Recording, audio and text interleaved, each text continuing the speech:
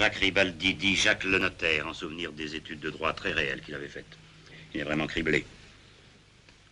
Il n'a pas eu le temps de s'en servir. Il devait être nombreux. Vous étiez peut-être mieux placé que lui. Toujours à plaisanter, commissaire. Vous savez bien que je ne tire plus. Et que ceux qui vous en voulaient sont morts. Comment vous allez dire ça? Surtout ne tombe pas dans les pommes. Et puis d'ailleurs, du moment que Manouche n'a rien, le reste, tu t'en fous. Pareil? Approchez-vous, vous autres. Je n'appelle pas les clients, je suppose que ce soir, il n'y en avait pas. Messieurs, les reliefs des repas par petite table que vous apercevez d'ici ne sont pas des signes de précipitation. Certains s'en allèrent au hors d'œuvre, d'autres juste avant les entremets. Rien dans tout cela que de très normal. Disons que la reine d'Angleterre faisait du stop avenue Kléber, ça valait le déplacement. Pour le reste, messieurs, voici Alban. Il n'a absolument rien vu quand l'accident est arrivé. Il était accroupi derrière le comptoir, il y chassait les mouches, et lorsqu'il releva la tête, les agresseurs, les vilains, enfin ceux qui sont entrés ici, on se demande encore pourquoi, avaient disparu. Alban serait parfaitement incapable de nous dire s'il s'agissait d'un homme seul ou d'une tribu de Touareg. Alban. C'est à peu près ça. Voilà. Voici Manouche. De mauvaises langues diront que Jacques le notaire avait un sentiment pour elle, mais où serait le rapport, je vous le demande.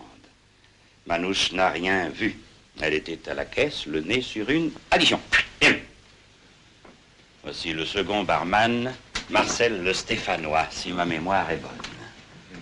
Il a eu si peur en voyant entrer un homme à la mine patibulaire qu'il serait incapable de le reconnaître. Il a disparu derrière le comptoir, il en émerge à peine. C'est un craintif, Marcel.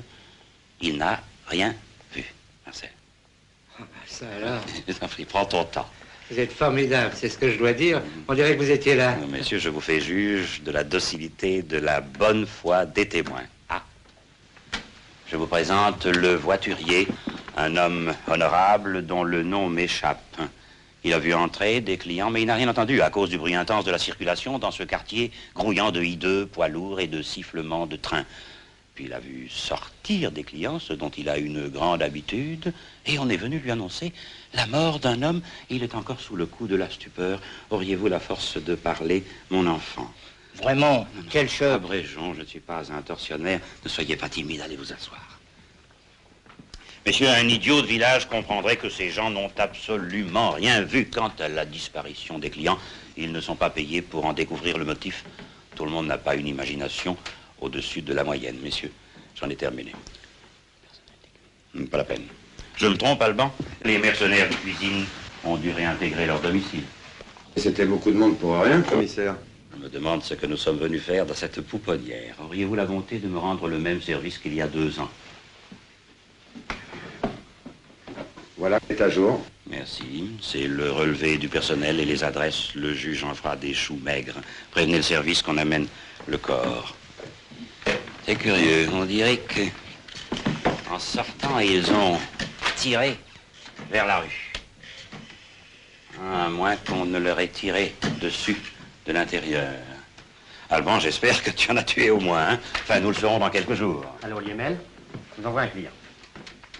On emmène seulement le corps. Pour les autres, nous pouvons nous en tenir à la formule rituelle.